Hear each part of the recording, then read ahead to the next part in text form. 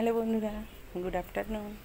চলে এসেছি ষষ্ঠীর দিন বাপের বাড়িতে। তো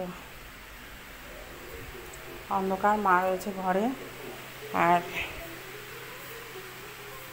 এই দেখো আমাদের মন্দির, তো তোমরা আগেই দেখেছো।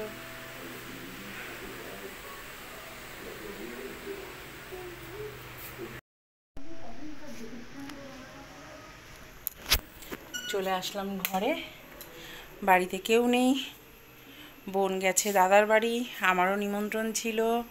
দেখো গরমে ঘেমে গেছি পুরো। আমারও নিমন্ত্রণ ছিল, কিন্তু বড় মেয়ের এক্সাম চলছে, তাই আমি যেতে পারলাম না।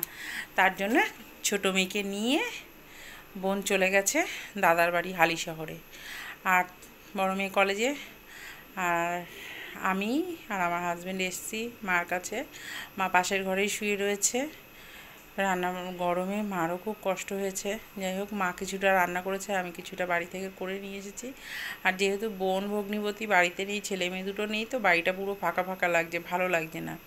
সেই কারণে পুরো মানে কেমন যেন লাগছে। এসছি ঠিক কথাই, কিন্তু ভালো লাগছে না, ফাঁকা ফাঁকা লাগছে। তো এবারে খেতে দেবো। এই দেখো আমার মা, তো মার সাথে এসে দেখা করলাম। মা পুজো দিয়ে ঘরে আসলো, গরমে ক্লান্ত হয়ে গেছে, তাই এসিটা চালিয়ে একটু শুয়েছে। বাটিতে বাটিতে করে দই তুলে দেয়, একটা বাটিতে চাটনি তুলে দেয়। আর কি কি রান্না হয়েছিল এগুলো সব মা করেছে। গরম বলে মাকে দিয়ে বেশি কিছু করায়নি। মা ভাজাগুলো, ডাল, চাটনি, এগুলো সব মা করেছে। আর এটা ভেন্ডি দিয়ে শুটকি, এটা মোরলা শুটকি, ইলিশ মাছ, এগুলো আমি করেছি। আর এগুলো সব মা করেছে। দেখো, এবার বরকে খেতে দিয়ে দিলাম। বরকে খেতে দিয়ে দিয়েছি, খাওয়া ওর শুরু হয়ে গেছে। ওর খাওয়া হয়ে গেছে, আর টেবিলে সব তুলে নিয়েছি খাবারগুলো। মাকেও খেতে দিয়ে দিলাম। এবার আমিও বসে যাব খেতে। আর যেহেতু মা আর আমি খাবো, সেই কারণে সে টেবিলে সব তুলে নিয়েছি, যেটা যেটা লাগবে সেটা সেটা নিয়ে নেব। তো আমিও বসে যাচ্ছি খেতে। 2:30 বেজে গেছে, তো আমিও খেয়ে নিই। আর ও এক মনে টিভি দেখছে, মাও টিভি দেখতে দেখতে খাচ্ছে। তো আমার খাওয়া গেছে, এখন আমি খেয়ে নেবো এক টুকরো আম আর একটা মিষ্টি। এই যে আমার বরকে দিয়েছিলাম, তাই এইটুকুনি আর খায়নি, রেখে গেছে। আর মা এখনও খাচ্ছে। মা এখন খাচ্ছে শেষ পাতে টক দই দিয়ে। মা টক দই, আমরা সবাই টক দই খেতে ভালোবাসি। আর মা খেতে খেতে টিভি দেখছে। এই দেখো, টিভি দেখতে দেখতে খাচ্ছে। তো মারও খাওয়া হয়ে যাবে এক্ষুনি, যেহেতু দই খাচ্ছে। হয়ে গেছে ভাত খাওয়া, এবার একটু পান খাবো মার কাছ থেকে। এই দেখো মার পানের বাটি সব রয়েছে। মা পান খায়, তাই মার কাছ থেকে একটু পান খেয়ে নেব। আর তোমরা কে কে আজকে বাপের বাড়ি গেছো অবশ্যই কমেন্ট করে জানাবে। কিন্তু সব কিছুর মধ্যেও ঘরটা ফাঁকা ফাঁকা লাগছে। বোন নেই, ভালো লাগছে না। ছেলে মেয়ে নেই, চেঁচামেচি নেই, বোন ভগ্নিপতি নেই। আমরা অন্যান্য বছর 2 জামাইকেই একসাথে থালা সাজিয়ে দিই। আমাদের যেহেতু জামাই ষষ্ঠীর নিয়ম নেই, তাই আমরা 2 বোন একসাথে রান্না করি, একসাথে খাই, একসাথে থাকি। তা আজকে বোন নেই, বোন গেছে দাদার বাড়িতে। তোমাদেরকে তো জানালামই, ঘরটা ফাঁকা ফাঁকা লাগছে খুবই। তো চলো, কি কি রান্না করেছি দেখেছো তোমরা। এখন মার কাছ থেকে শুনবো রান্নাগুলো কেমন হয়েছে। পানটা খেয়ে নিলাম। ভাত খেয়ে উঠে মাছ দিয়ে ভাত খেলে, বিশেষ করে মাছ মাংস দিয়ে ভাত খেলে পান খেতে ভালোই লাগে। আমার নেশা নেই যদি, আমার বোন আর মা। তো চলো মার কাছে শুনবো রান্নাগুলো কেমন হয়েছে। বলো কি কি রান্না করেছো মা। পটল ভাজা, বেগুন ভাজা, এদিকে তাকি বলো। পটল ভাজা, আলু ভাজা, ভাজা, ভেন্ডি ভাজা, উচ্ছে ভাজা, কাঁকরোল ভাজা, কাঁকরোল ভাজা, আর টবে চাষ করা লাল শাক। টবে চাষ করা লাল শাক, আর পেঁয়াজ দিয়ে মুগ মুসুরি মিশিয়ে ডাল। আর ভাতটাই তো মিস করে যাচ্ছে। হ্যাঁ, ভাত। তারপরে আর কি, এই তো করলাম। শুটকি মাছ 2 রকমের, একটা ভেন্ডি দিয়ে চিংড়ি শুটকি, আর এমনি মোরলা শুটকি, আর হয়েছে ইলিশ মাছ, সর্ষে ইলিশ। মা খেয়ে দিয়ে ভুলে যাচ্ছে। আসলে এই রান্নাগুলো আমি করি, মা করেনি। শুটকি মাছটা আর ইলিশ মাছটা যেহেতু আমি রান্না করে নিয়েছি, তাই মা ভুলে যাচ্ছে। তারপরে মা তোমার চাটনি, পাঁপড়, এই তো। আর আমার মায়ের হাতের রান্না তো হেভি দারুণ।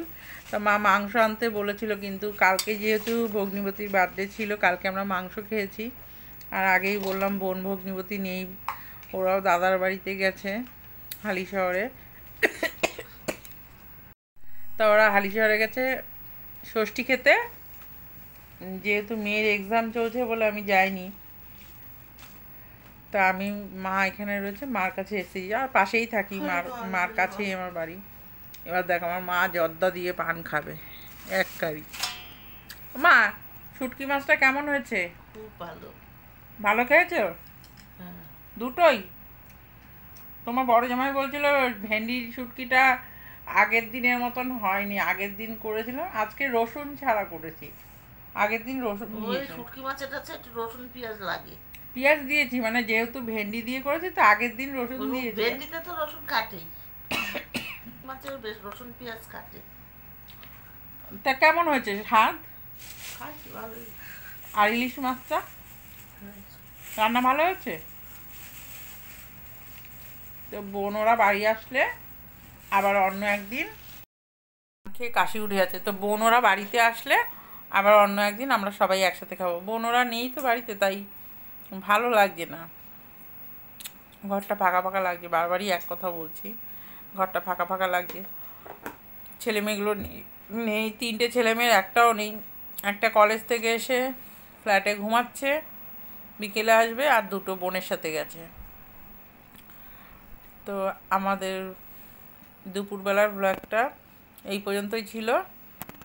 আমার ছোটো জামাই যে বাড়িতে নেই, কেমন লাগছে? ছোট জামাই মাসি শাশুড়ির বাড়ি খেতে গেছে। ভালো মন্দ, তাই তো? হ্যাঁ, ভালো মন্দ। মাসি শাশুড়ি মারা গেছে, তাই শালারা ডেকেছে, শালা বউ ডেকেছে। সেইখানে না গেলে আবার তারা দুঃখ পাবে। আর তোমাকে কি গিফট দিয়েছি সেটা দেখাবা না মা? সেই গিফটটা কোথায় দেখি, কোথায় আমার ষষ্ঠীর কি গিফট দিয়েছি দেখো। মার অনেক শাড়ি, আলমারি খুলবো একদিন, দেখাবো মার কি কি শাড়ির কালেকশন আছে। আর